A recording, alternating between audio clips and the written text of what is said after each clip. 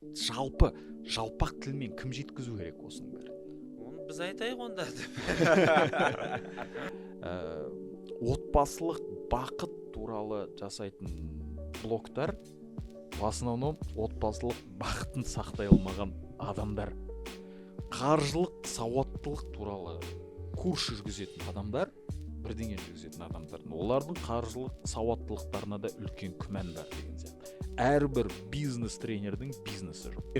1 миллион теңгенің iPhone қолыңа ұстап алып, бірақ 120 теңге автобуста жүрсең және 4 жыл бойы алатын стипендияң сол iPhone-ды жабу үшін жұмсап отырсам, iPhone-ның қажеттілігі неде дейсіз? Қажеттілік не? Мысалы. Неге? Неге түсіргің келеді сол киноны? Не үшін?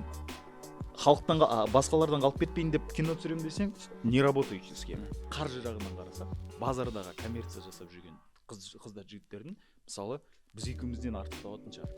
Өзің бастадың алдауды, сөйтесің, барып ананы алдайсың, ол ананы алдайды, ол ананы алдайды. Түбінде шынымен сені отқан біреу барған жақта.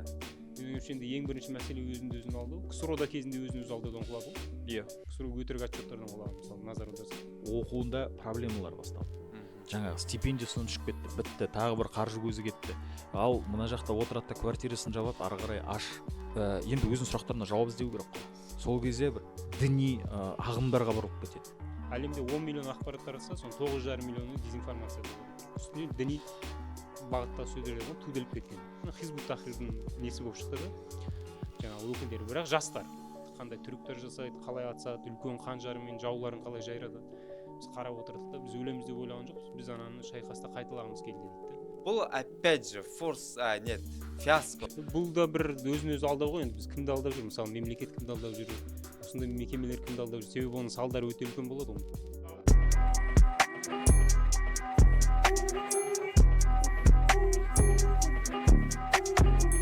Баста берейік па? Ал кеттік. Сәлем құрметті көрермен, тыңдарман, қалайсыңдар? Бұл Қоғам дауысы YouTube арнасы. Бүгін біздің подкаст, кезекті қонақтарымыз, таныс болыңыздар. Асхат мырза, политолог, және де Оңдасын мырза, қоғамдық белсенді, Жайдарман ойындарының Алматы қаласындағы директоры. Жұлдыз деп айта беруге бола ма сізді? Оңдасын дей беріңіз. Оңдасын дейінші. Андай үлкен бір нелерде бір кино көрсететін платформаларда бүйтіп түріңіз тұратын еді ғой кейбір кезде. Мен енді актерлығында бар деп ғой. Актерлығы да бар, Оңдасын мырза. Қалайсыздар, жақсысыздар ма? Керемет. Жақсы, рахмет, керемет.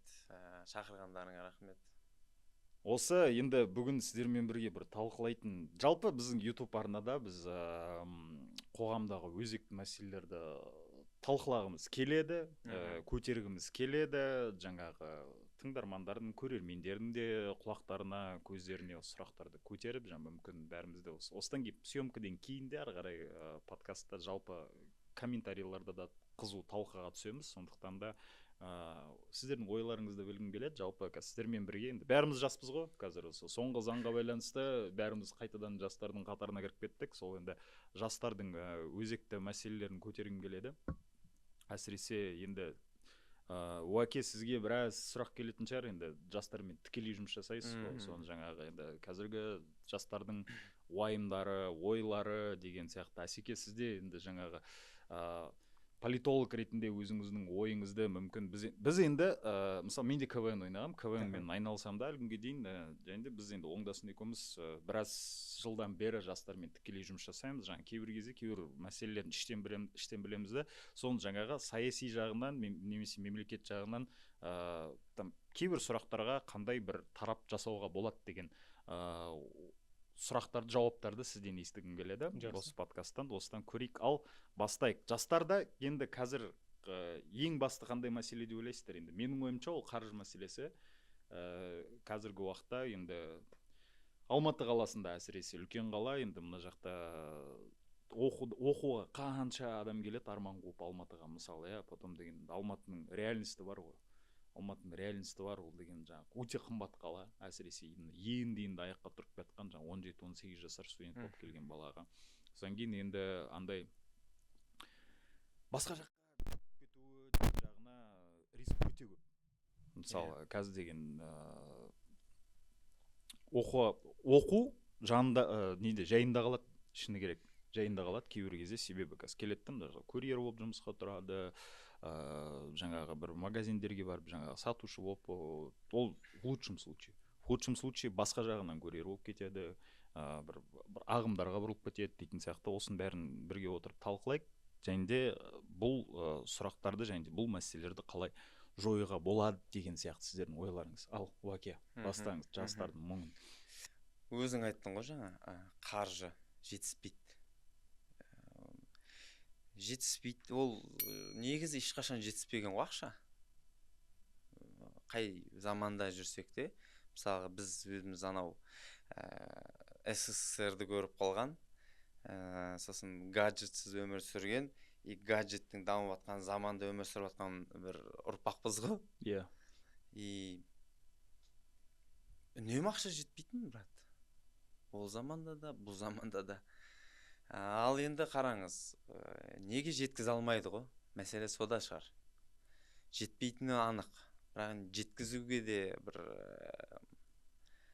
сауат керек сияқты да. Қаржылық сауаттылық дейді, ол мақыл өз алдына. Сосын бізде қазіргі таңда еліктелушіліктің бағыты басқа болып кеткен. Баяғыда ғалымдарға, космонавттарға еліктейтін да жастар. Сөйтіп тәрбиелейтін бет. Қазіргі блогерлерге, тиктокер болуға, өйткені ол жақта әлеуметтік желіде өздерінің қандай да бір жеткен жетістігін көрсетіп жатады, бірақ ол жолға қалай келе жатыр, қаншалықты қиындық болған көрсете бермейді ғой.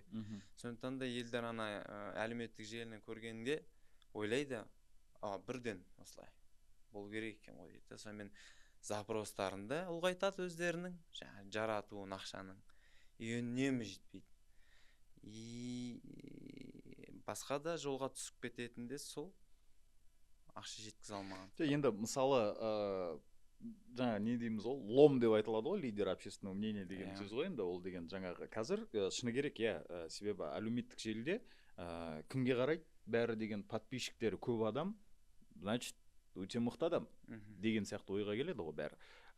Сол енді мысалы осы қалай айтсам екен, мынандай жаңағы тез ақша табу, жаңағы резко бір танымал болып кету жағынан емес, бір андай бір еңбек адамы деп айтайықшы, еңбек адамы немесе жаңағы бір сауатты, білімді, мысалы политологтар, жас политологтар қанша мысалы да, ол да о кісілердің де ойларын кейбір кезде тыңдағымыз келеді.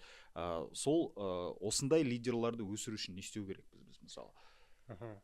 Енді мысалы қазір назар аударатын болсақ, бізде жастар көп қой.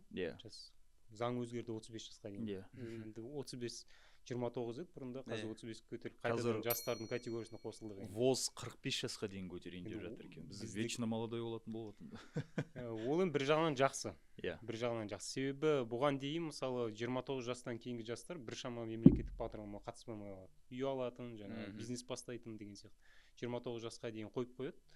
29-дан жоғарыла мысалы ол категория кірмей қалатын да, үй мысалы бизнес бастайтын түрлі бағдарламаларға кіре алмай қалды. Но қазір 35-ке дейін көтерілді. Енді соответственно мемлекеттінде бұл салаға, яғни жастарға көбірек қаржы бөлуге тура келеді. Бірақ мысалы бізде қарап отырмыз, қазір бізде статистика бойынша бір шамамен 5,5-6 миллион жас бар. Статистикасында это өте үлкен күш. Мысалы Прибалтика елдерін алып қарасақ, үшеуін қоссаңыз 6 миллион адам шықпайды. 5-6 миллион ол Қазақстан деңгейінде халықтың 1/4 бөлігі ол. Балтық елдерінің мысалы үшеуін қоссаңыз 6 миллион адам шықпайды мысалы. Қырғызстанның мемлекеті 7 миллион шамасы ғой енді. Мысалы Сингапурдың халқымен бірдей ғой, былайша алып қарасақ, огромный күш негізі. Өте үлкен күш, өте үлкен потенциал. Бір мемлекет. Енді осы потенциалды мемлекет қалай қолданады? Оған мемлекет қалай идеология ұстанады? Ол қандай бағдарламалар ашу керек? Ол жастарды қалай оқыту керек деген мәселенің бәрі тұрды. Жаңа қаржы жетіспейді дегенде жақсы айтып жатсыз. Енді ол расымен қаржы ешқашан жетіспейді. Өйткені қаншалықты көп қаржы табасыз, соншалықты көбірек сіздің тұтынатын деңгейіңіз өсе түседі. Киіну деңгейіңіз өседі. Сіз баяғыда бәлкім кішігірім асханадан тамақ ішсеңіз, кейін қымбатырақ мейрамханаға баруыңыз мүмкін деген сияқты. қымбат көлік, зәулім үй, қымбат әтір, сәнді киім деген сияқты сондай Иә. түрлі бір енді сіздің өзіңізге деген талап та өсе түседі да. Сондықтан мен ойымша енді қаржы үнемі жетіспеуі мүмкін, бірақ енді қаржы үнемі жетіспейді екен деп те қарап отыруға болмайды. Бір Иә. жағынан енді сауаттылық деген мәселе де бар да, қаржылық сауаттылық деген. Енді сен егер 1 миллион теңгенің айфонын қолыңа ұстап алып, бірақ 120 теңге автобуста жүрсең және 4 жыл бойы алатын стипендияң сол айфонды жабу үшін жұмсап отырсаң, айфонның қажеттілігі неде дейсіз? қажеттілік не? Егер сен ол телефонды егер бір құрал ретінде қолданбасаң, білмеймін, там қаз көп қой енді, мүмкіндік көп, иә. Ішінде приложениялар, иә. Иә, түрлі. Мысалы, менің ойымша, жалпы бір 80% адам iPhone қолданып, iPhone деп айтайықшы, ең қымбат телефондардың жалпы қолданушылары телефонның бір 90% несін күшін қолдана алмайды. Мүмкіндігін қолданбайды. Себебі әр кетсе не істейміз? Инстаграмға жаңа нелердің стористарын салады, бір галереяларыңда счетчиктардың суретін саласын деген сияқты да. Мысалы, болды, басқа ештеңе істемейді. Мысалы, мен сол кезде де тоже әрбір жаңағы енді тума-туыстар көп қой, інілеріміз, қарындастарымыз, студенттер болып келген кезде, жаңа осындай хочу там последний iPhone, осындай память, осындай бір, мен неге деген сұрақ қоямын. Жалпы ең күшті сұрақ екен, неге деген ше. Әрбір іс бастағанда неге деген сұрақ. Например, білмеймін, оңдасын мырза, сізде енді бір ойларыңыз бар шығар, бір кейбір кезде, жаңа бір кино, қазір енді кино түсіретіндер көп, мысалы. Неге? Неге түсіргің келеді сол киноны? Не үшін? Халықтан, басқалардан қалып кетпейін деп кино түсірем десең, не работающий схема. То же самое, iPhone жаңа. Неге деп сұрақ қоям, менің класстастарым, немесе менің группаластарым бәрінде осындай iPhone. Хорошо, сол үшін алғың келе ма? Иә, 1 миллион теңге тұрады қазір, мысалы, ондай нен телефон. Стипендияларың там бір 40-20 мың теңге. Мама папаларың университеткілерін кереміз, зачем? Опять неге деген сұраққа келеміз, ары қарай неге мен соның бәрі таусылады, неге балға мен шеге деп алады да, соның бәрі таусылады. Сол нелерді, мен жаңа статистиканы айтып өттіңіз, жақында ғана бір неде болғам, бір осы жиында болғам, осы жастардың сұрақтары бойынша, тоже жаңағы 5-6 миллион жаңағы жастар статистикаға келеді, бірақ жаңағы әрбір жаңағы әкімшілік болсын, жаңағы бір мемлекеттік органдар болсын, статистикаларында андайларын айтады. Осындай жаңағы жұмыссыздар санының пайызы осындай дейді. Мысалы, оның ішінде осынша там статистикасы мынша адам жұмысқа тұрғыздық, мынша адамда жұмыс іздеу барысында дейді. Мен сол кезде, мысалы, сізге просто как политолог ретінде ол сұрақты қойғым келіп тұр. Себебі жаңағы жұмыссыздар санын қалай санайды? Университет бітірген кезде 4-ші курс бітіреді. Енді әркімге бір не емес шығар, бір құпия емес шығар. Справка әкелесің. Справка әкелгеннен кейін қолыңа диплом береді. Справка әкелмесең дипломды бермейді саған. Сол кезде жарайды дейік, жақсы. Ол да бір рабочий справкасын алып келсін. Действительно жұмыс жасап отқан жас шығар деп ойлайсың да. Бірақ қазір университет бітіретін адамның жасы 21-22 ғой. Мысалы, 35-ке дейін 12-14 жыл пласт бар жастардың. Олардың статистикалары қалай жүргізіледі екен? Мысал деген, мына қазір нит категория дейтін жастарды көтеріп отыр ғой, мысалы, осындай сан, осындай. Бүкіл ана параметрларын қарасам, менде нит категория екен, оказывается. Сізде нит категория екен. Мысалы, тұрақты жұмыс орныңыз, андай бір постоянный жұмыс орны, нақты жұмыс орныңыз. Қазір енді заман сондай да, андай нақты осындай жұмысқа тұрып, там осындай деңгейге дейін өсіп, жаңа директор болады, там бас маман болады, там анау болады, мынау болады дейтін. Қазір ондай енді не жоқ қой, жол жоқ қой. Қазір деген күн көріс. Там біреу предприниматель, біреу жаңағы не болады, жаңа мысалы таксистер нит категорияға, мысалы таксовать ететіндер, жаңа ИП-лар жоқ нелердің бәрін, таксин бәрін нит категорияға саналады. Базарда жұмыс жасайтындар. Мысалы, бірақ қаржы жағынан қарасақ, базардағы коммерция жасап жүрген қыздар жігіттердің, мысалы, біз екеумізден артықтап алатын шығар.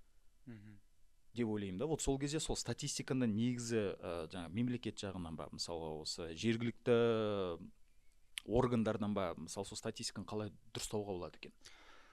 Біріншіден енді статистика бойынша ең қате дүние статистика деген бар ғой. Негізі, иә. Сондықтан, мысалы, мен Қазақстандағы статистикаларға көріп отырса да айтайын, мен сенбеймін. Көпшілік сенбейтін шығар енді. Себебі бізде мысалы жұмыссыздар деген саны енді мысалы 4% деп көрсетеді. Иә. Қателеспесем 4-5% ғой деймін. 95% жұмыспен қамтылған дейді халықтың. Иә. Бірақ енді мысалы бізде ауылдағы жерлерде көбінесе қандай жұмыс бар? Мектепте жұмыс, әкімшілік бар болуы мүмкін. Кейбір ауылда әкімшілік те жоқ мысалы. 2-3 ауыл бір әкімшілікке қарайды мысалы. Аурухана бар, солар жұмысқа негізгі ресми жұмыста, қалған барлығы мысалы жұмыссыз. Бірақ оның барлығын алады да қайтеді, өзін өзі жұмыспен қамтушы деген категорияға кіргізіп жібереді. Сөйтіп 2-3 миллион адамды жұмыссыздардың қатарына алып тастайды. Өйткені ол өзін өзі жұмыспен қамтып отыр, жаңа мал шаруашылығы бар, білмеймін там сүт өнімін шығарады, етін сатады деген сияқты. Сондықтан бұл бір қателік. Өйткені біз автоматты түрде статистикада мысалы 2-3 миллион адамды алып тастайды. Бұл бір. Екінші мәселе, кімді алдап отырған білмеймін, жаңа өзіңіз айтқан сияқты справка әкелу мәселесі. Мен өтірік айтпай қояйын, мен де оқу бітірген кезде мен қоғамдық ұйымға бардым, таныстарым бар еді, маған айтты, маған осындай справка қажет. Анықтама сұрап жатыр, жұмысқа тұрдым деген. Өйткені дипломның ішіндегі қосымшасын бермейді, сондықтан маған анықтама жазып бер деді. Мен танысым еді, жазып берді маған, еш мәселе жоқ. Мен бардым да айттым, міне жаңағы осындай жерге жұмысқа кіріп отырмын деп справканы көрсетіп, дипломның қосымшасын алып кеттім. Оларға бәрібір неге? Себебі жоғарғы оқу орнын бітірген кезде біздің мамандық бойынша бітіріп шыққан жастардың басым көпшілігіне жұмысқа тұрып жатыр деп 99-98% трудоустроенный дейтін статистика өте страшный. Бұл нелер ғой, сандар ғой негізі. Бұл да бір өзін өзі алдау ғой. Енді біз кімді алдап жүр? Мысалы мемлекет кімді алдап жүр? Осындай мекемелер кімді алдап жүр? Себебі оның салдары өте үлкен болады ғой. Мысалы оның салдарын алысқа бармай қойып жақында көрдік, иә. Сондықтан жиналады барлығы. Қазір ойың жинап айтқан кезде айтам, бұл фиаско негізі, брат. Мысалға диплом алып кетуге саған справка керек дейсің да. Сен барасың да біреудің справка аласың. Сен апарасың. Сен өзің бастадың алдауды. Негізі, өзің бастадың алдауды. Сөйтесің да барып ананы алдайсың. Ол ананы алдайды, ол ананы алдайды. Түбінде шынымен сен отқан біреу барған жақта. Деп. Жаңа автоматын алып тастайды деген тоже дұрыс емес сияқты екен. Өйткені мүмкін шынайы санын шығарамыз.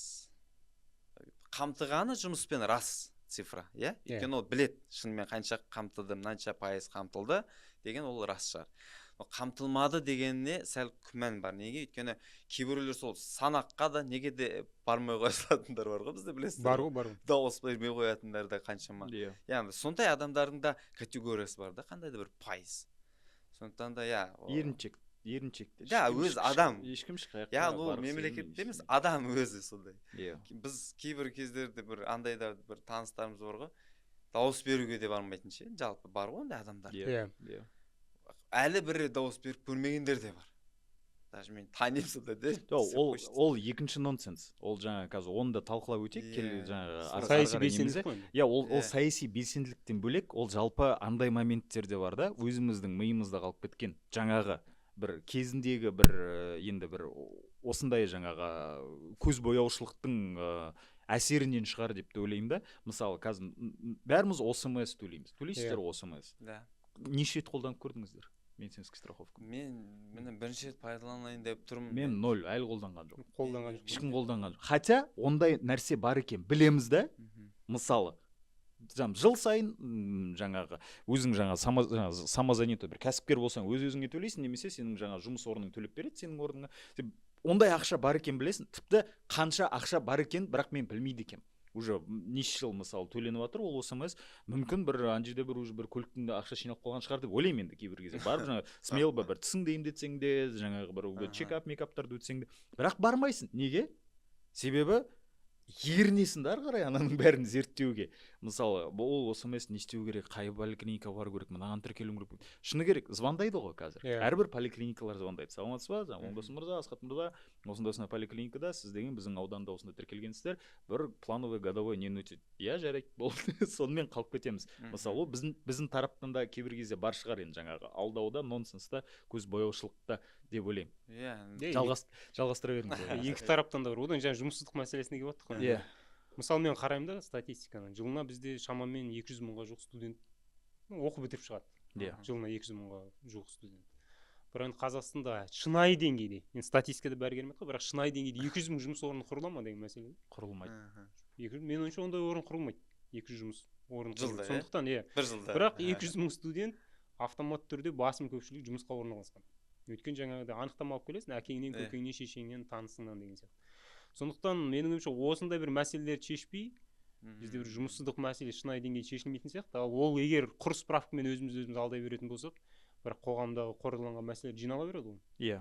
Соңында жинала береді. Оны тек қана біз емес, енді жоғары жақтан барлығы жақсы біліп отыр ғой, көріп отыр. Оларға менің ойымша екі түрлі статистика келеді. Біреуі шынайы статистика, біреуі екінші статистика. Сосын қайсысын алып шығамыз, немесе бір golden middle дейді ғой, жаңағы золотые серединасын қоямыз ба деген сияқты мәселелер талқыланатын сияқты. Сондықтан менің ойымша енді ең бірінші мәселе өзін алдау. КСРО-да кезінде өзін өзі алдаудан құлады ғой. Иә. КСРО өтірік отчеттардан құлаған, мысалы назар аударсақ. Бәрі керемет, бәрі мықты, бізге санкция әсер еткен жоқ. Бәрі керемет жүріп жатыр, біздің өндіріс мықты, біз дамып жатырмыз, халықтың жағдайы керемет, бәрі керемет деген өзін өзі аңдау. Соңында мысалы КСРО ешкім ешқашан құлайды деп ойламаған КСРО мысалы, қанды империя мысалы құлады. Сондықтан жалған статистика менің ойымша ол барлығынан түбіне жету мүмкін, егер ақырындап осыларды қолға алмаса. Одан кейін енді мысалы жаңағы мына золотой середина мемлекет тарапынан жасалып жатқан керемет дүниелер көп. Бірақ кейбір нәрселер қоғамға дұрыс жетпейді. Ақпарат дұрыс жетпейді. Мысалы өзекті мәселелердің бірі деп ойлаймын осы жастардың арасында, ол мемлекеттік тапсырыс, грант оқуға түскен кезде. Естіген шығарсыздар, қандай біраз оқиғалар болды ғой, әлеуметтік желілерде қатты талқыланды. Жаңағы грант бойынша оқуға түседі, 4 жыл оқиды грант бойынша, ары қарай оқуын бітіріп диплом алғандан кейін 1-2 жылдан кейін келеді, счетына арест түседі. Жаңағы осынша миллион сен мемлекетке қарызсың дейді да. Сол кезде жаңағы оқыған студент, ата-анасы бар, өздері бар, айқай-шу шығарады, жаңағы сотқа барады деген сияқты. Әні сол сұрақ әлі күнге дейін маған мысалы ол өте қызықты дүние. Неге әлі күнге дейін ешкім түсіндірмеген де. Ешкім түсіндірмеген біріншіден. Себебі деген енді жаңағы КСРО-ның кезінде әлі күнге дейін енді жаңағы біреулердің ата-әжесі, біреулердің ата-аналары ол жаңағы КСРО-ның кезінде өмір сүрген адамдар ғой. Ол жақта білім тегін болған. Жоғары оқу орны. Бірақ оқу бітіргеннен кейін әлі күнге дейін мамаларымыз айтатын бар ғой, кезінде біз бесплатно оқыдық, одан кейін түсінікті жұмысымыз бар, жұмыс орынға тұрамыз, ары қарай карьера лестницамен кетеміз дейді. Олардың да бір айтатын нелері бар. Қазір енді жалпы білім алу бізде мектептер тегін, мемлекеттік мектептердің бәрі тегін да, бірақ оқу, жоғары оқу деген жалпы негізі тегін емес. Вот соны неге ешкім түсіндірмейді екен? Себебі грант келген кезде ол деген тапсырыс. Мысалы, өзіңіз айтып отырсыз ғой, 200 мың жұмыс орны жетпейді, например. Осындай мамандықта, осындай аймақта, осындай жұмыс орындар жетпейді. Так, значит, бізге 200 мың грант керек деп мемлекет жағынан кетеді ол. 200 мың грант керек. Осындай мамандық бойынша маған 10 мың адам керек, осындай мамандық бойынша 20 мың адам керек, осыдан 5 мың керек деген сияқты. И мемлекет тапсырады. Ақша төлейді. Осы адамды осы мамандыққа оқыту керек. Мемлекет төлеп береді. Бүкіл оқуының издержкілерін, стипендияларын төлеп береді. Бірақ договормен келісімге келген кезде ол бала сол мамандық бойынша негізі жұмыс жасау керек қой. Әрине. Құйды оған инвестиция жасады. Ол деген мысалы мемлекетте бұл баланы, бұл оқушыны, бұл абитуриентті тегін оқытам деген мақсат болған жоқ қой. Тегін оқытам, бірақ мына мамандыққа, себебі мемлекетке дәл қазір осы мамандықтан мамандар жетпей жатыр. Сол үшін грант. Осыны білмеймін кім түсіндіру керек, қалай түсіндіру керек. Ол енді жақсы, ол біз білеміз ғой, жоғарыда неде министрліктегілер, министрлер, жалпы үкіметтегі адамдардың енді сухой статистика, өзіңіз айтты, сухой статистика, сухой информация. Бірақ жалпақ тілмен кім жеткізу керек осының бәрін? Оны біз айтайық онда. Айтты онда қазір түсіндіріп бер. Почти ең бірінші мәселесі вуздардың мәселесі. Енді бала оқу орнына түседі, мысалы, студент болып барады, бірінші мысалы жоғары оқу орнының қызметін бәрін таныстырады, сол кезде бәріне күнетін түсіндіру керек сияқты. Сен жайдан жай оқып жатқан жоқсың. 4 жыл оқығаннан кейін гранттың өтемі бар. Әрбір жылына мысалы осынша миллион мемлекет бөліп отыр. Кейіннен саған жұмыс тауып берген кезде жолдама бойынша мысалы жұмыс тауып керектігін білмейді ғой көбісі, өзіңіз айтқандай. Соның барын сол жоғары оқу орнында түсіндіру керек деген сияқты. Менің ойымша біз оқыған кезде бұндай болған жоқ.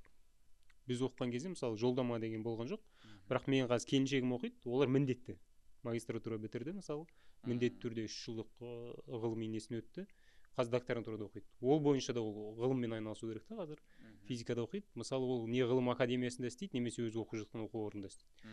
Сондықтан ол енді бір жағынан жақсы, енді бір жағынан жақсы, себебі жаңағы өз іздеп жүргенге қарағанда мемлекет тауып береді, енді шамасы келгенше, бәріне 100% болмаса да бір шамасын тауып береді. Екінші мәселе, осы мемлекет тауып бергенді қолданғысы келмейтін, немесе ондайдың бар екенін білмейтін жандар да, жаңа өзіңіз айтқандай ақпарат бар, бірақ жеткізілмейді, не дұрыс түсіндірілмейді.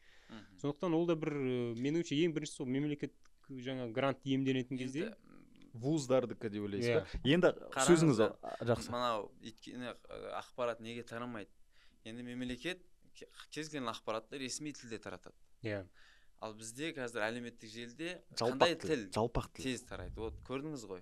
Ал енді ол енді мемлекетті түсінік ол енді мына жалпақ тілде өтіп жатыр екен ғой деп жалпақ тілде хабарламайды ғой, мемлекет оны басқа да нәрселер қарап отыр. Ресми тіл болу керек, ол дұрыс ол. Жұмыс артық дейсіз ғой, халыққа түсініктелмейді. Иә, сол ғой бізде. Асекең бүйтіп айтып жатыр да, енді жаңағы мемлекеттің мақсатын, гранттың мақсатын мысалы вуздар жеткізу керек деп ойлаймыз. Бірақ қайтадан жаңа статистика жаққа қарай оралатын болсақ, ол да бір құпия емес шығар деп ойлаймын да.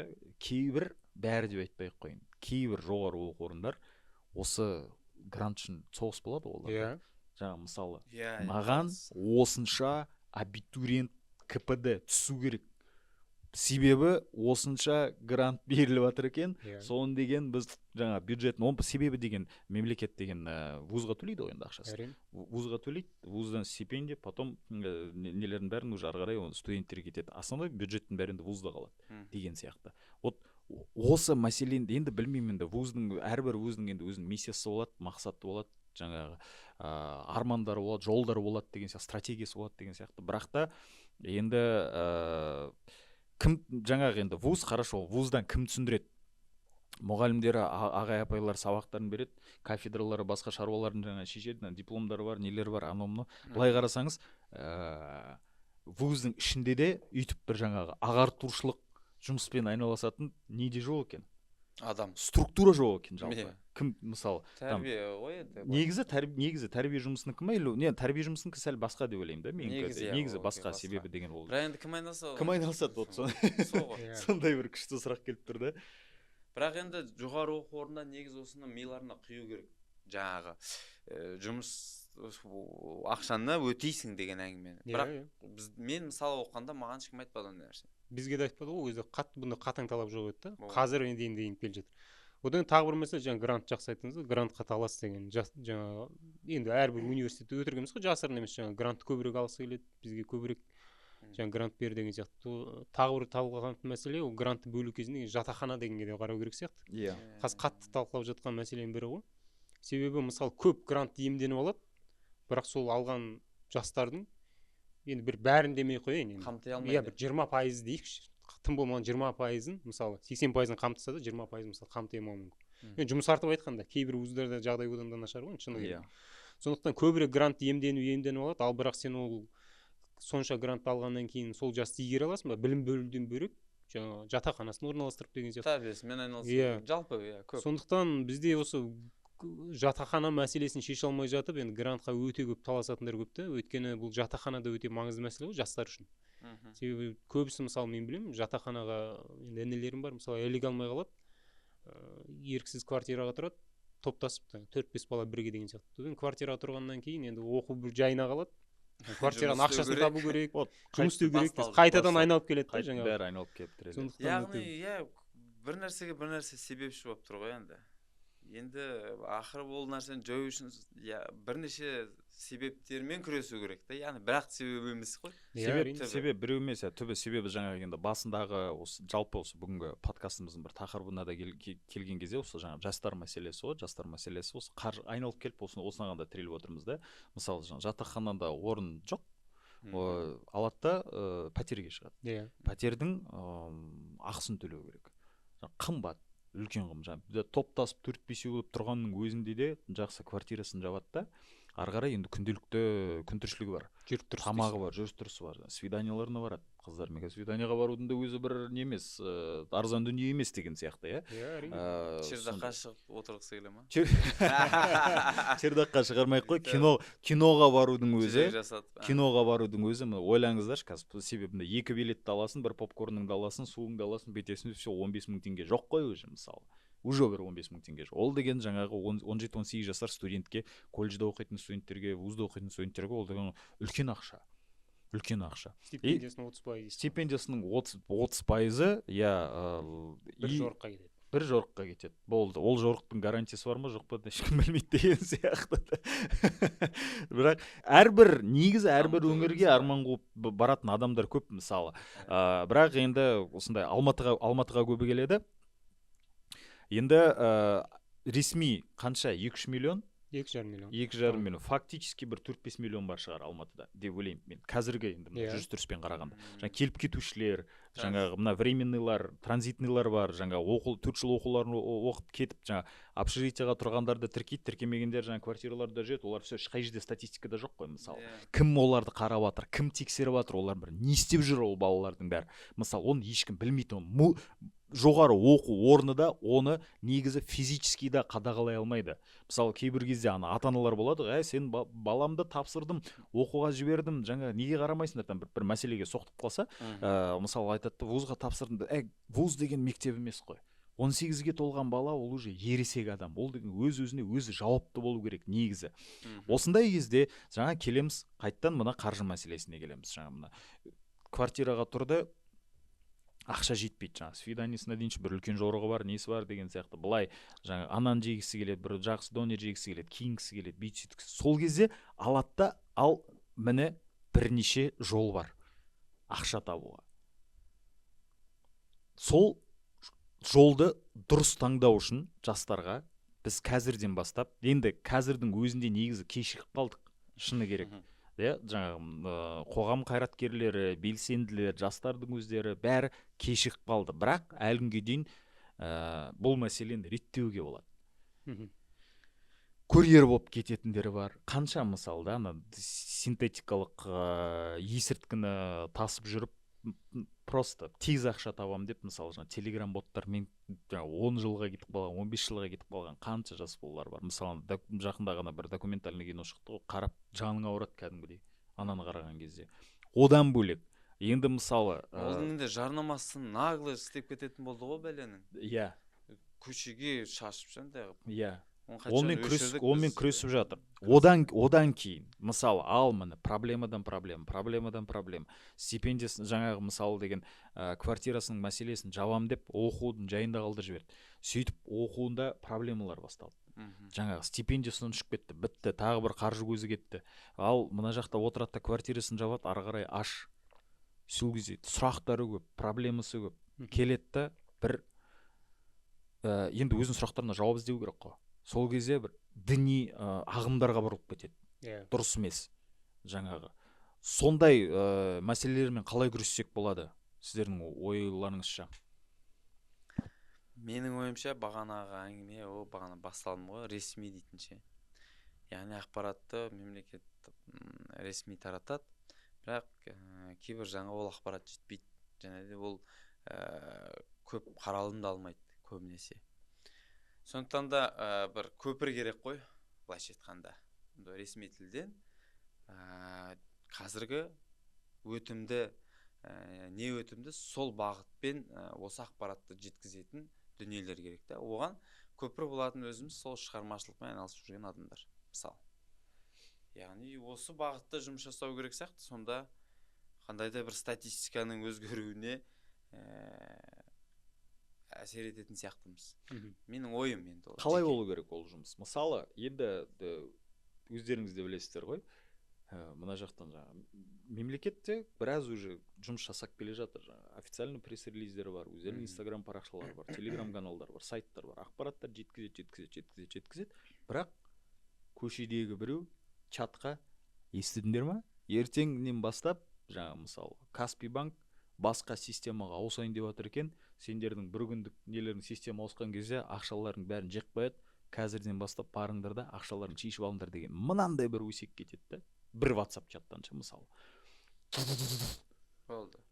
Бәрі соны естіп алады. Иә. Ол сонда ешкімге сенбейді ғой, даже. Ол жаңағы мына жалпақ тілмен жеткізетін адамдарға да сенбей қалады ол кезде. Мына өзара. Ол деген жаңа сауаттылық. Ол сауаттылықта да бірдеңе етіп арттыру керек. Ол ақпаратты тексермейді да біздікілер просто. Қаншалықты ол рас екен ше. Соған еріп сеніп кететіндер. Жалпы біздің демей ақ қояйыншы, жалпы әлемде негізі факт чекинг деген өте бір мәселе ғой, мысалы. Әлемде факт чекинг өте қиын мәселе. Жастар да оған көп мән бермейді, үлкендер де жалпы үлкен құбылыс қой, себебі бұрында мысалы ақпарат не тарататын басында? Ол баста газет таратты. Бәрі газеттен оқыды. Кейін радио шықты. Радиодан қарады, теледидар шықты.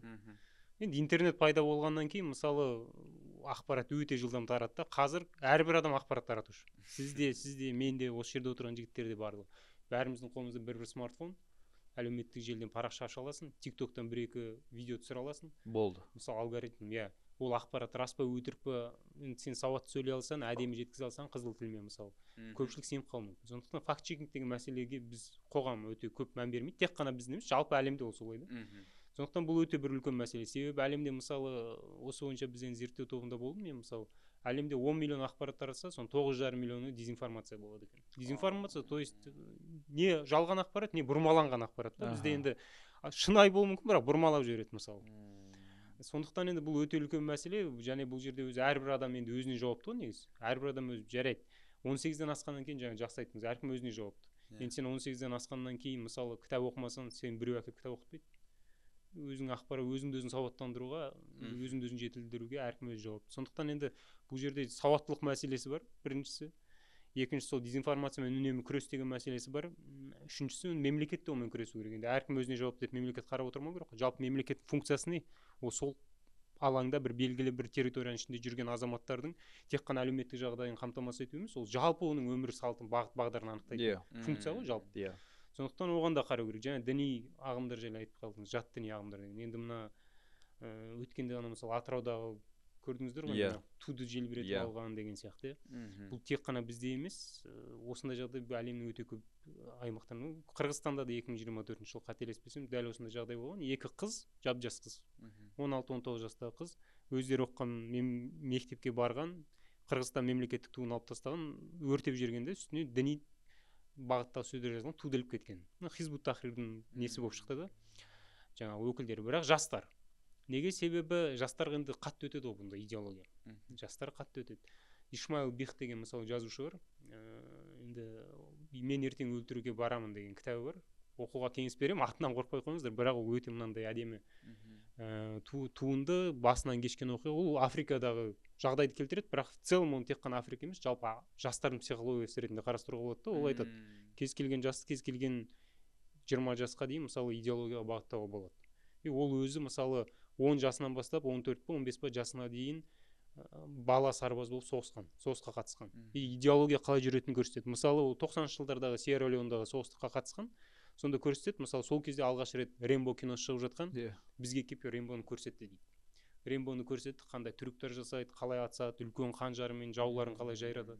Біз қарап отырдық та, біз өлеміз деп ойлаған жоқпыз, біз ананы шайқаста қайталағымыз келді дейді. И ол өзінің осы бір үлкен мысалы баяндама жасаған Біріккен ұлттар ұйымында 2006 жыл ма қателеспесем, сол кезде осы жастардың идеологиялық мәселесін көтереді. Яғни бұл тек қана жалпы әлемде бар құбылыс та, жастар еріп кетеді. Бағыт-бағдар бермесе егер, оның бағыт-бағдар тек қана ата-анасы емес, мемлекет те беру керек. Және ақпараттың түрлі ақпараттар күн сайын әрбір мемлекетке миллиондаған ақпараттық шабуыл жасалады. Басым көпшілік жастардың санасына әсер етеді. Қазақстанда мысалы кибершит Қазақстан деген, міне Қазақстанның кибер қалқаны деген. Үлкен программа. Ұлттық қауіпсіздік қызметі отырады, қарап отырады. Мақсаты не? Мақсаты жаңа діни экстремизм, сепаратизм, есірткі қаупі, жаңа соның бәрін сүзгілеп, телеграм арналар болса жойып, басқа да видео контенттер болса анықтап, таратушыны ұстап, сондай контент кіргізген ақпараттарды жаңа сүзгіден өткізіп деген сияқты. Енді онда күрес жүріп жатқан жоқ деп айта алмаймыз. Жүріп жатыр. Күрес жүріп жатыр, бірақ та енді жаңа өзіңіз де дұрыс айтып отырсыз, енді жастарға көп қой. Ақпарат өте көп. Соны обработка жасап үлгермейді де, енді ол адам керек оған, зат керек. Мен мысалы, мен кейбір кезде шыны керек цензураға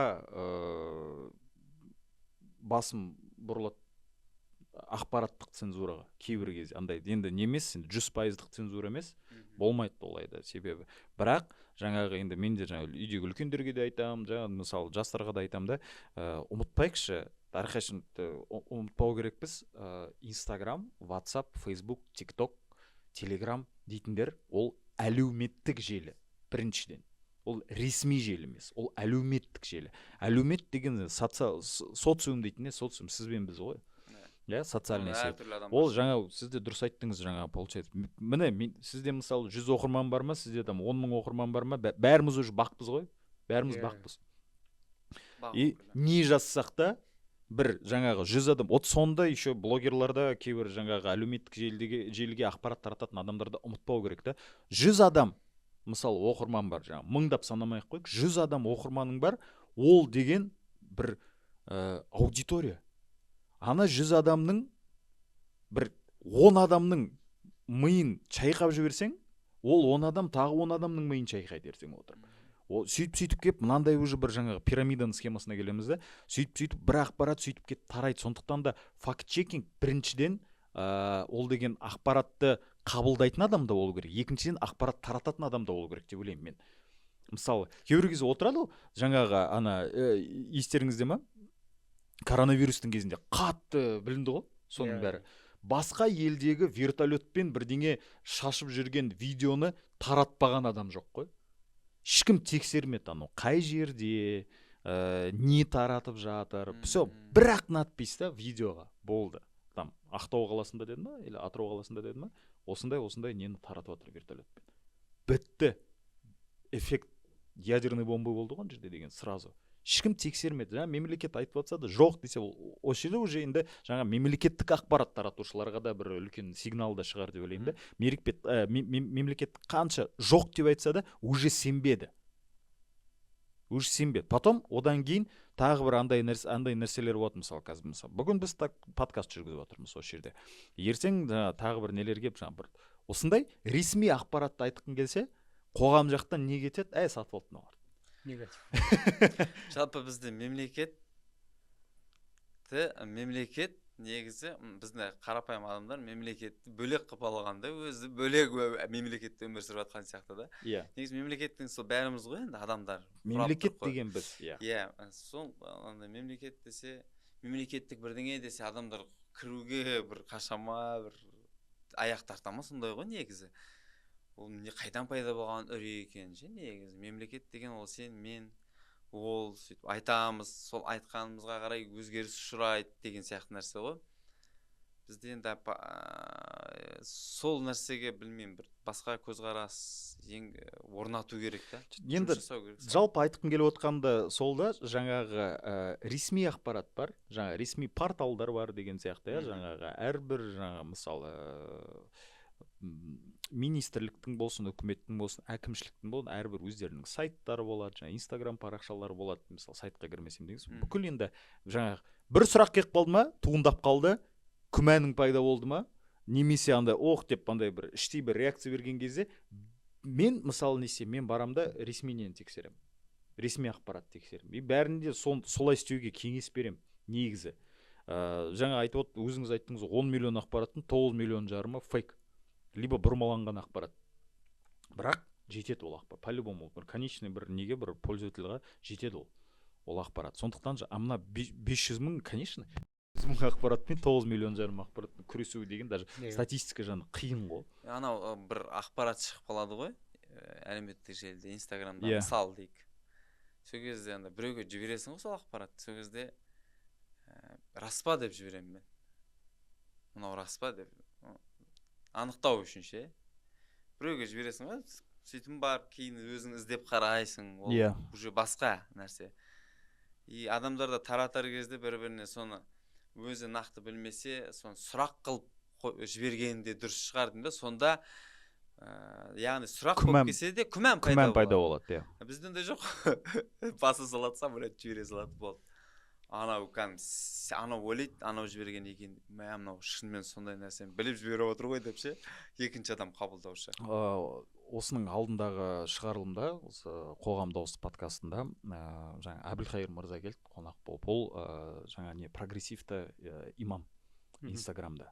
И сол кезде мен мынандай сұрақты айтқанымда, вот ойлаңыздаршы, ол кісі жаңағы оқыған, кәдімгі университетте оқыған, магистратурасы бар, PhD докторанты, осы жақта оқыған, университетте Нұр-Мүбаракта оқыған, ары қарай одан кейін енді магистратурасы бар, несі бар, жаңағы PhD докторскийін қорғаған, жаңа шетелде Оксфордқа не шақырылған оқуға, мысалы сондай дін бойынша, дін жағынан. Сол кісіге және мен бір танысым бар, сондай университет оқыған, магистратура оқыған, тоже жаңағы. Енді былай қарасаңыз, оқыған имам деп айтайықшы. Дипломы бар имам.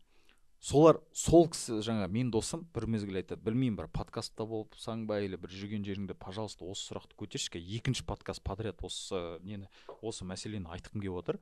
Бүйдейді, менің шәкірттерім дейді, бір рет келді дейді, бір какой-то бір подкастта бір танымал әнші қазақстандық жаңағы осындай бір сұрақта, жаңа діни сұраққа келген кезде былай істеуге болмайды, негізі былай істеу керек деген бір сөйлем кеткен ғой, ақпарат. Жаңа бір діни бір неге. Ана шәкірттері, жаңа оқыған имамның, менің досымның шәкірттері ана подкастты көріп, ақпаратқа тойып, келіп, оқыған өзінің ұстазына келіп айтады: ағай, сіз дұрыс емес айтасыз. Ойлаңыздар, сіз дұрыс емес айтасыз. Себебі сіз деген жаңағы осы бір дүниеге бізге былай істеуге болады, немесе былай істеуге болады деп айтасыз. Ал ана әнші подкастта осылай айтты. Сіз неге бізді басқа жолға жібересіз деп шәкірттері ананың сөзін оспаривать етіп отыр да. И сол кезде жаңағы кім айтады, жаңағы оқыған имам айтады: жақсы, жаңағы әнші айтса, значит, мен өзім жұмысымды дұрыс істеп жатқан жоқпын деп айтады. Мысалы, и соны маған да айтады да, жаңағы бір қолдан келгенше бір ресми ақпараттарда бірдеңелерді айтып жүрген кезде сөйтті. Ол да енді бізде де айта кетейік, осы жерде талқыланатын нәрселердің бәрі ол да әрбір адамның субъективті ойы. Мысалы, кейбір менің ойыммен сіздің ойыңыз келіспеуі мүмкін, бір-біріміздің ойларымыз келіспеуі мүмкін. Бірақ осы жерде айтылатын ақпараттың бәрі ол деген талқы, біріншіден. Ол талқылаймыз біз осы жерде. Одан кейін ол талқыдан қандай түйін аласыздар, ол енді ол сіздердің шыны керек жауапкершіліктеріңізде. Жаңа дұрыс айтып отырсыз, 18-ге толған адам бітті, өз-өзіне жауапты, ары қарай деген келген шыққан ақпаратқа әрбір істеген ісіне де. Біздің ақпаратты да тексеріңдер бізде. Біздің ақпаратты да тексеру керек, шыны керек. Біздің ақпаратты негізі әрбір ақпарат тексеру керек. Бір мүмкін деген енді бір түйінге алып келетін шығар ойларымыз, мүмкін. Бірақ бұл деген бір нақты ресми факт ретінде де қабылдауға болмайды деп ойлаймын мен өз басым. Жаңағы жауапкершілікті мысалы айттық қой, әрбір адам өзіне жауапты, бірақ бір факапқа келсе, бір провалға келсе, басқа жауапты адамды іздейді. Мысалы, нелер бар еді, реклама мәселесі. Жастар деген жаңа осы қаржы жағына келген кезде тоже, мысалы, финпирамидалар қанша рекламалар болды.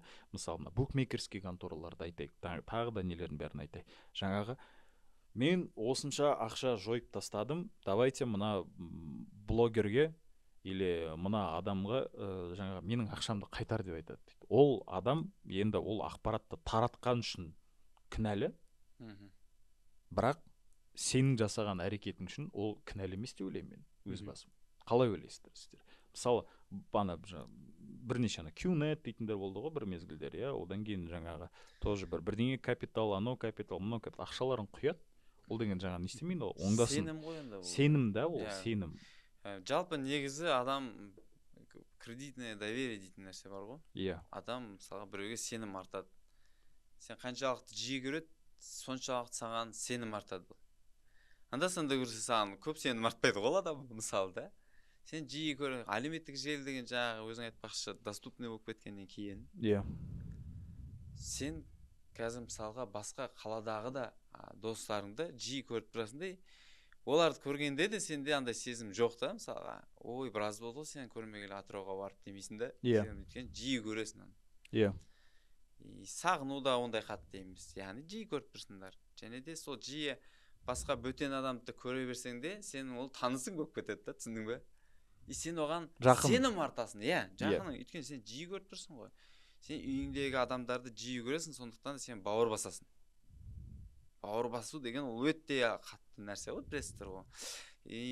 Содан кейін қанша соншалықты сенім артады. Сол сияқты блогер болсын, басқа да болсын, адамдар ол сеніміне кіреді. Сосын сеніміне кіргеннен кейін ол айтады. Енді мысалға сенім артқаның үшін деп кінәлауға да болмайтын сияқты да адамды, өйткені негізі өмір содан тұрады ғой. Бір нәрсеге сену, үміттенуден тұрып жатыр ғой. Иә. Біздің өміздің философиямызда сол. Сондықтан да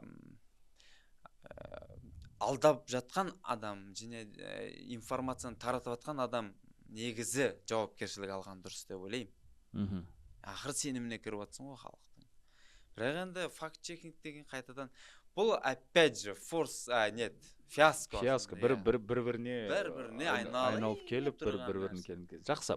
Білмеймін, мен оны мамандар айтсын деп шандай, политологтар. Жақсы. Мамандық бойынша жаңа енді бастадық қой. Мысалы, қазіргі енді жастардың алдында бірнеше жол бар. Тез ақша тауып кету, жаңағы осындай біреуге сеніп ақшасын құйып, не күйесің, не үлкен ақша табасың, не мысалы деген өзіңнің жаңағы бір определенный жолың бар, оқисың, тоқисың, қиналасың, бір үлкен өзіңнің бір кәсіби жолыңды бастайсың, өсесің, өңесің, бай боласың деген мысалы. Сол жаңағы дұрыс мотивацияны мысалы біз қалай жеткізу керекпіз? Мысалы, Асхат мырза, сізге мынандай сұрақ. Жалпы мамандығыңызды таңдаған кезде не түрткі болды? Мысалы деген мен, жасыңыз нешеде қазір примерно? 31 деген, плюс-минус құрдаспыз да бәріміз. Мен мысалы, мен кезімде политолог болам деген даже айналамда жоқ та ол сұрақ. Мысалы, менде ол кезде не жаңа юрист бол, бүйтесің. Қазір қандай бол, стоматолог бол, стоматологтарда ақша топ тұр деген сияқты жаңа. Да, немесе жаңа айтишник бол. Ойбай, қазір айтишниктер көп. Мысалы, сіз енді былай қарасаңыз өте реткі мамандық таңдадыңыз ғой, енді бір әркім таңдамайтын мамандық. Сол сіз мамандық таңдауға сізге не түрткі болды? Мен бала кезімде саяси киноларды көп көретінмін да, саяси. Түрлі дипломатия, жаңағы қырғиқабақ соғыс кезеңіндегі келіссөздер деген сияқты. Соның бәрі енді ойдың қалыптасуына әсер еткен сияқты ақырындап. Одан кейін жаңағы мен тарих жақсы көрдім. Негізі политолог болу үшін, енді саясаттануға түсу үшін тарихты таңдайсың. Басқа мамандықпен түсе алмайсың да, пәнмен. Сонымен мен негізі не осы салаға түсем дедім политологқа, немесе мен археологқа барғым келген. Бірақ негізі политологтың балы жоғары болды, ол кез білесіздер, төрт мамандық таңдайтын едік қой. Иә. Қазір де солай ма білмедім. Сол бойынша енді негізі өзім қалаған мамандығыма түстім. Бірақ негізгі көздеген мақсатым ол енді дипломатия саласында істеу еді. Енді әзірге оған мүмкіндік болған жоқ, бәлкім мен болашақта болып қалатын шығар, жаспыз ғой. Бірақ енді негізгі көздеген мақсатым сол дипломатия, елшілікте жұмыс істеу, жаңағы сыртқы халықаралық қарым-қатынаста жұмыс істеу деген сияқты. Сондықтан негізгі көздеген мақсатым осы еді. Бірақ мен қазір ойлаймын, бір мамандықпен қазір жастар шектелмеу керек. Өйткені бізде енді інілерім бар, менің мысалы қарындастарым бар, мен оларға айтамын, бір мамандықпен шектелмеу керек. Себебі қазір сен оқып жатқан мамандық 5-10 жылдан кейін ол өміршең болмауы мүмкін. Мысалы әлемде не қатты дамып жатыр? Ол жасанды интеллект қатты дамып жатыр. Түрлі жасанды чат GPT сияқты түрлі жаңағы адамзатқа түрлі игілігін тигізетін жаңа технологиялар шығып жатыр. Біреу мысалы журналист болғысы келуі мүмкін, бала кезден бастап соған дайындалады, бірақ 5-10 жылдан кейін мысалы оның мамандығы қажет болмауы мүмкін, оны бір жасанды интеллект жасауы мүмкін мысалы, иә. Кейбір әлемдерде уже мысалы дикторларды алмастырып жатыр. Кейбір жаңағы басылымдарда қысқаша шоуларды уже жасанды интеллект жасайды. Сондықтан біз қандай дәуірге келдік, біз үнемі мамандықты оқи беретін, өлгенше жаңа мамандықтардың түрін іздейтін сондай бір кезеңге тап болдық.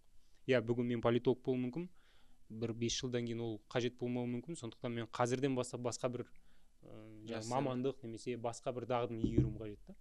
Сондықтан менің ойымша енді біздің кезіміздегі сияқты мамандық таңдау қазіргі бір 10-15 жыл өтіп кетті, мысалы ол уже схема жарамайтын сияқты. Одан кейін мен жаңағы мысалы мен өте андай нәрсеге қарсымын. Қазір өзіңіз айтып отырсыз ғой, трендте жасанды интеллект. Иә? Жасанды интеллект деп қазір бәрін тастайды да бәрі. Жасанды интеллект мамандығын оқуға кетеді.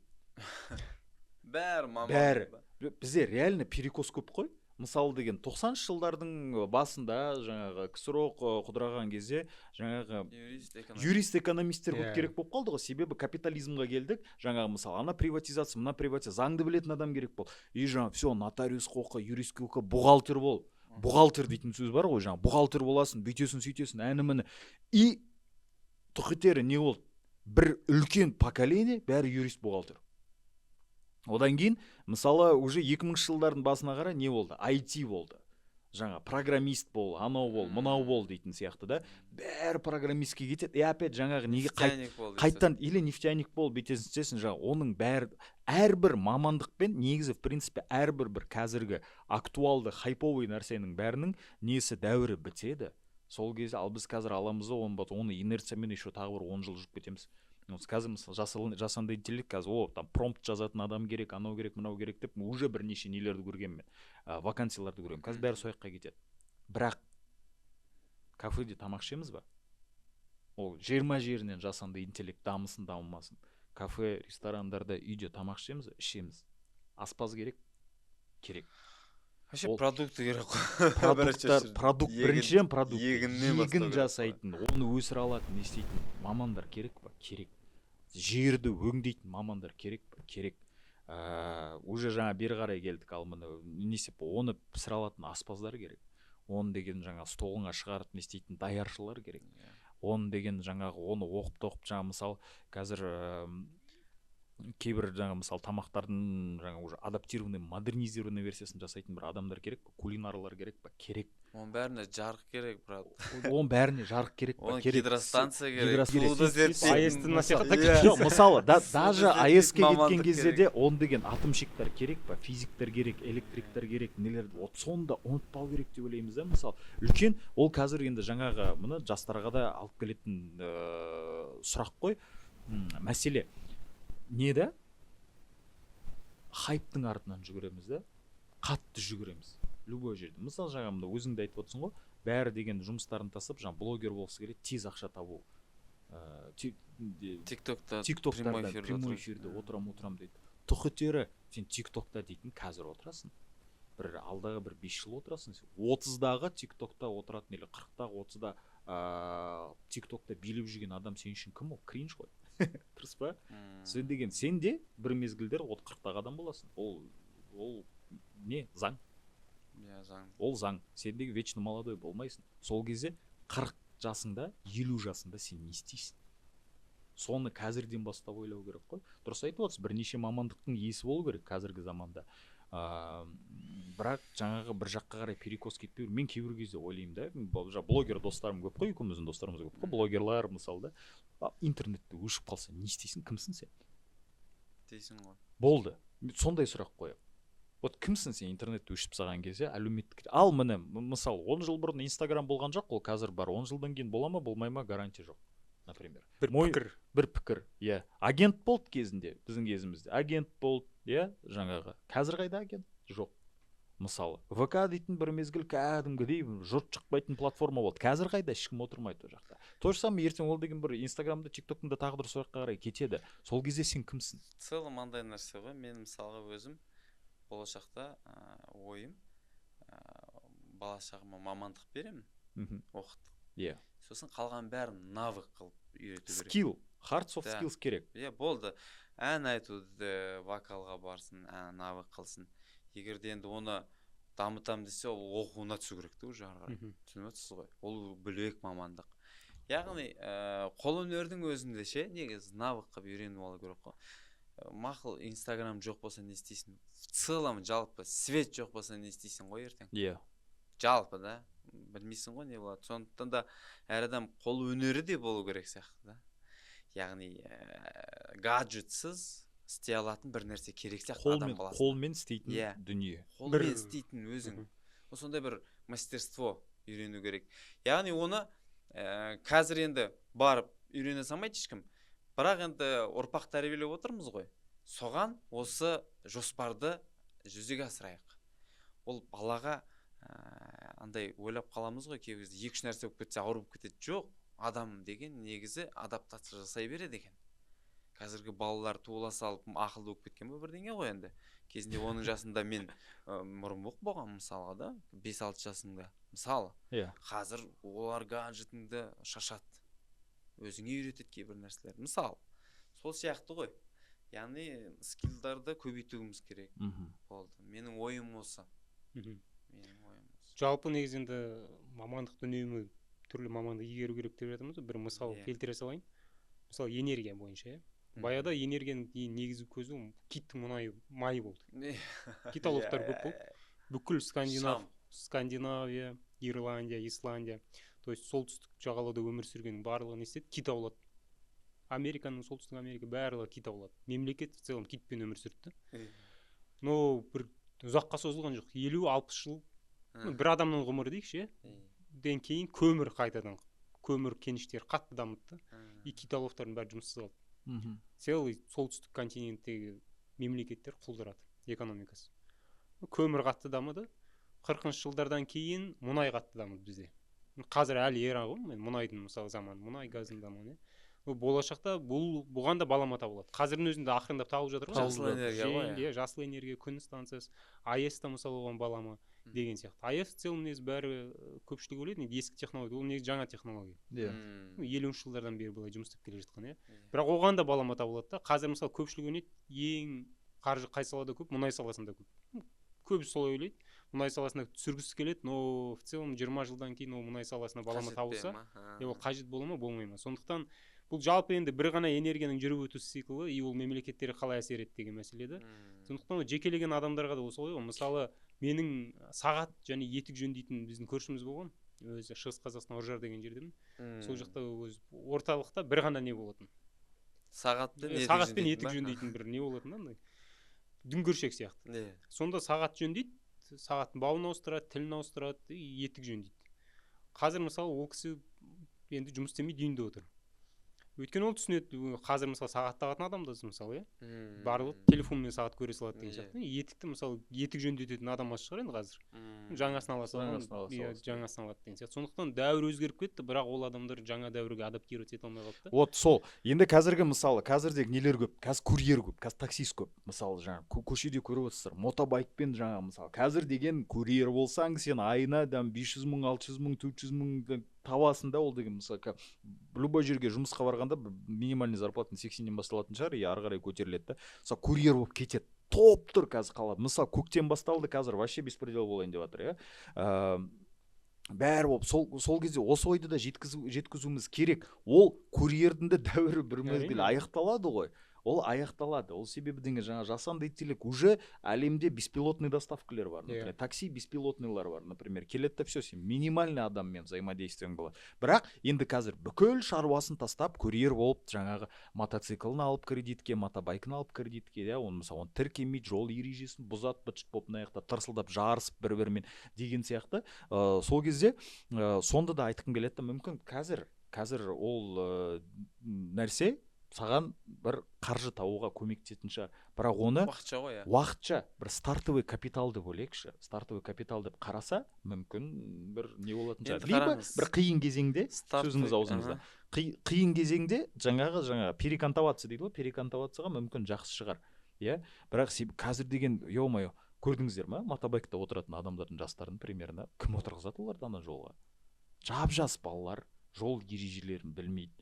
По беспределу жүреді, мысалы дегенде, автобусныйға шыға салады, встречкамен против шерсти жүреді, тротуаркаға бұрыла салады. Мысалы деген бәріміз айтамыз ғой енді жаңағыдай, мемлекет жақтан или басқа жақтан спрос болатын болса, мемлекетте сіздің жақтан да спрос жасау керек қой, например, деген сияқты. Өзің айтып отырсың ғой, цикл, алдаудың циклы келген кезде өзіміз алдай бастадық қой деген сияқты да. Сол кезде айтқым келеді да, мысалы тоже деген, егер де барлық жерде ереже сақталғанын талап етсек, біріншіден өзіміз ол ережелерді сақтау керекпіз.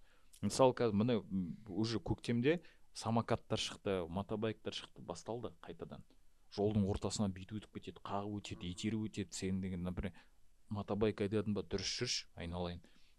Нені самокатты айдадың ба, выделенный полосамен жүрші, скоростьпен қума. Бір самокаттың ішінде екі адам емес, бір адамға арналған, бір адам болып жүр. Үлкен травма опасный нәрсе. Көзімше алдың күні самокатты қыз бен жігіт бүйтіп кетіп бара жатыр да, все, бала түннің ортасындағы шоқалақты көрмей қалды, ілін тық құлады, балаға дым болған жоқ, қыз аяғын жырып алды, например.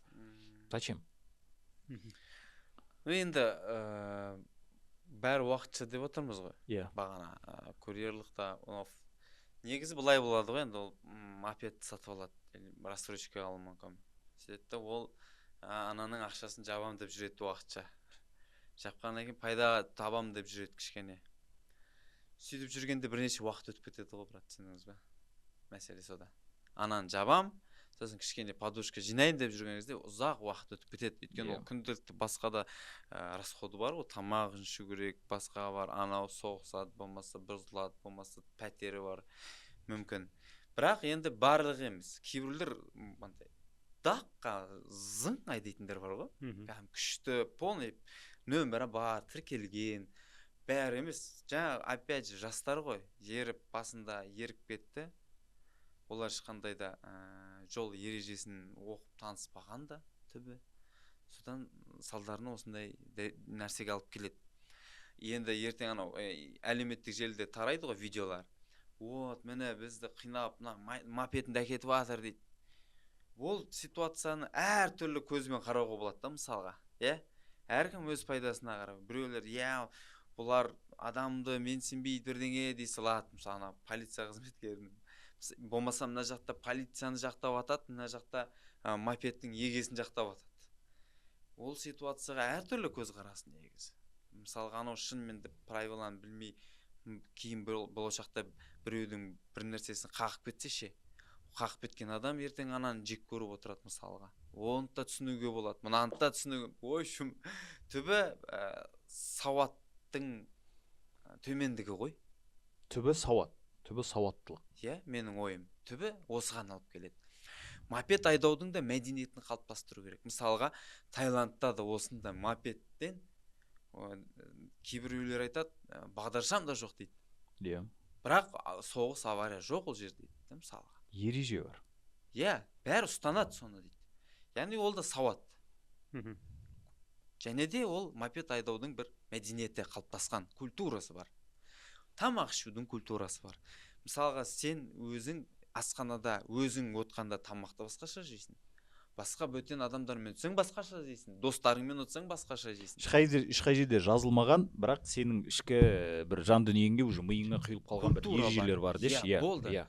Ол солай болу керек деп ойлаймын енді. Басқа оған қанша ақша құйып те өзгерте алмайсың, бірақ енді қалыптастыру керек осыны. Дәріптеу керек. Міне. Дәріптеу керек, енді андай болады кейбір кезде. Аузым кеуіп кетті ғой. Кейбір кезде болады андай. Неше? Метроға кіресің, мысалы. Шығып баратқан кезде мына жақтан талпа кіріп отырады сені итеріп. Например.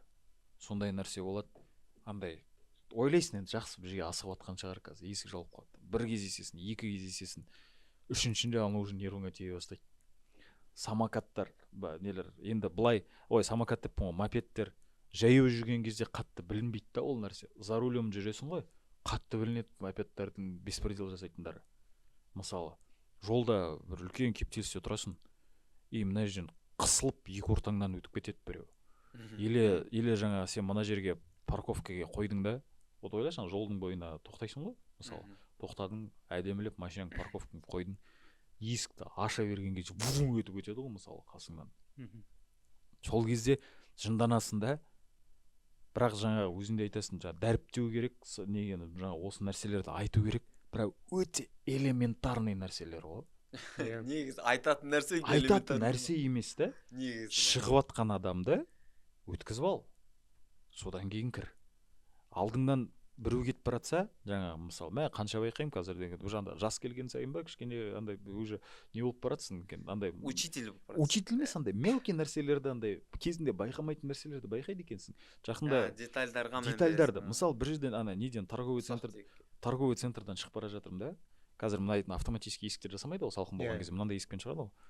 соған дейін байқап қалған. Ойлашы, шығып баратырмын да, менің алдымда бір жастар кетіп баратыр. И жаңағы есікті ашты да шықты да, мен әлі күнге дейін артымда біреу кетіп баратса, бүйтіп байқап қаламын да есікті ұстап қаламын. Өткізіп алам, әсіресе әйел адамдар өтіп баратса, өткізіп алам да, содан кейін есік жіберем. Тұрам, надо будет 1 минут тұрам ана жерде адам өткенше дейін. Бірақ өткізіп алам, есікті мен ашқан болсам. Алдында примерно уже кішкене өзіңмен салыстырасың ғой адамның бәрін. Өтіп баратсам, есік алдында бонг деп жабысқанша мен алдында просто в моменте жауып өлген.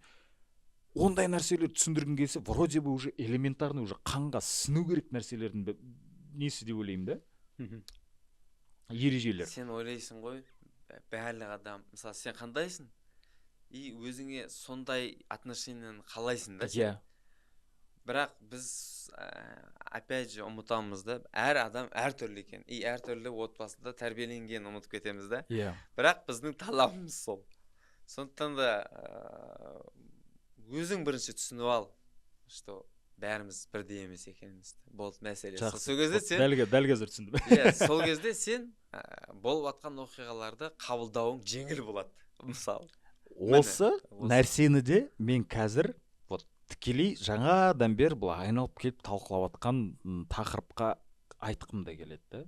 Әрбір адамның успехы жаңағы бір фарты деп айтайықшы, жаңағы бәрі индивидуалды, жекеленген. Жаңағы мысал деген, ойбай, мына блогер деген осылай тұрып тиктокпен билеп қыруар ақша тапты, мен деген сөйтем десең, ол қолыңнан келе ме келмей ме белгісіз, себебі әркім әртүрліміз, өзің айтпақшы. Жаңа мысал, мына блогердің мүмкін бір мынандай бір өзінің бір ішкі бір харизмасы мен фишкасы бар шығар. Ол сондықтан ол мынандай жаңағы адам болды ма деп ойлаймын да. Сол кезде тоже жаңа жұмысын тастама, жүгірме, бүйтпе, бәрін тастап қазір блогер болып кеткісі келетіндер де көп қой.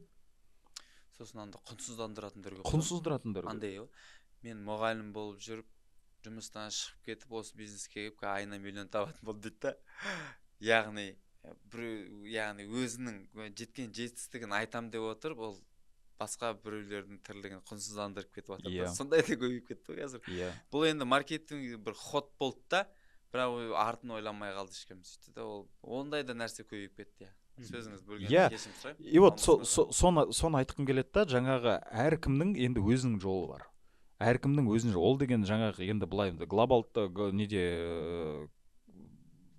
тақырыпты айтатын болсақ, онда жаңа мысалы қаржы табуда оның бәрі миллионер болмайды, бәрі миллиардер болмайды, оны да түсіну керекпіз. Сондықтан да қазір бәрін тастап, жаңағы осындай болам деп олды. Пропаганда керісінше ғой, сен де бола аласың. Сен де бола аласың. Иә, оларды да факт-чекинг жасау керек. Мысалы деген әрбір қараш, андай бір нонсенс бар ғой, жаңа сенің любимый сөзің фиаско. Жаңағы мысалы болды ма, нелер жазатын, поможем раскрутить вашу страницу. Там вы делаете контент. Запросты тұрады да, өзінің подписчигі 84-тай, өзінің страничканы раскрутить ете аласыз дейсің бірінші, например. То же самое жаңағы мысалы бизнес-тренерлар болады да. Қазір сен де мықтысың, сен де осындайсың, сен қолынан келеді, айына 1 миллион табасың ба, бүйтесің ба, сөйтесің ба дейтін сияқтар. И сол кезде бизнесіңді көрсетші бірінші. Бизнесіңді көрсет, бизнес-планыңды көрсет.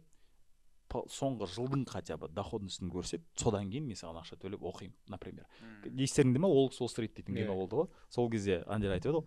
Ана енді персонаждар енді реальный прототиптары болды ғой, енді жаңа ғана Джона Хилл дейтін актер болды ғой, очки, шашы, бұйра.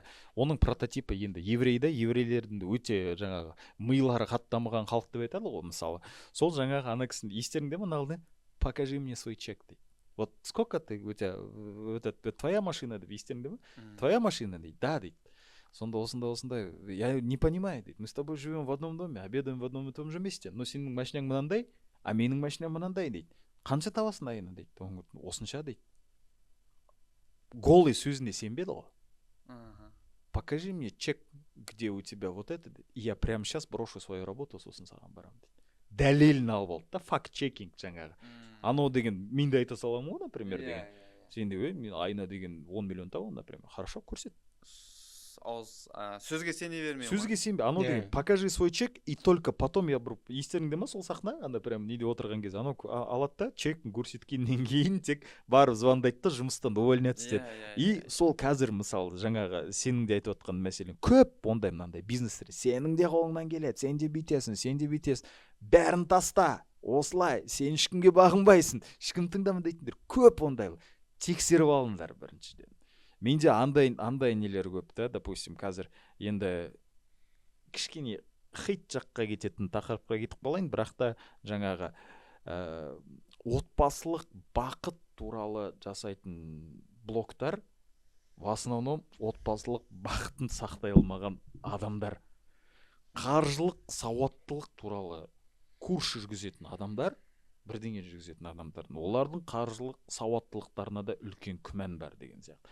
Әрбір бизнес тренердің бизнесі жоқ. Мысал, бәрі деп айтпай қойын енді, көп ондайлар дегенде. Жаңағы мысал, сол кезде қазір жастарға беретін сол да, мысал, жалпы жастар емес, әрбір адамға осы әлеуметтік желіден не істейтіндер, жаңа ақпарат алатындарға да сол бір кеңес шығар деп ойлаймын да. Не деп барлық нәрселерді тексеру керек деп ойлаймын. Барлық нәрселерді тексеріп, содан кейін тек бір определенный неге келу керек. Мысалы, жаңағы радикалды нәрселерге де кетіп қалатын нелер көп, жастар көп қазір да, мысалы, жаңа бір дұрыс емес ағымға кететін, жаңа мысалы, дәстүрлі дін бар. Дәстүрлі дін бар ма? Сол жаққа қарай сұрақтарды қойыңыз. Алдындағыдай мысалы, ана прогрессивті имам дейтін кісілер бар, оқыған имамдар бар. Қазір Инстаграмда әу десе бәрі не? Негізі ше, брат, түбімен жоям десе ше, жойып тастайды ғой. Иә. Кейбір дүниелерде осылай миды ашытып жүргені керек шығар ғой.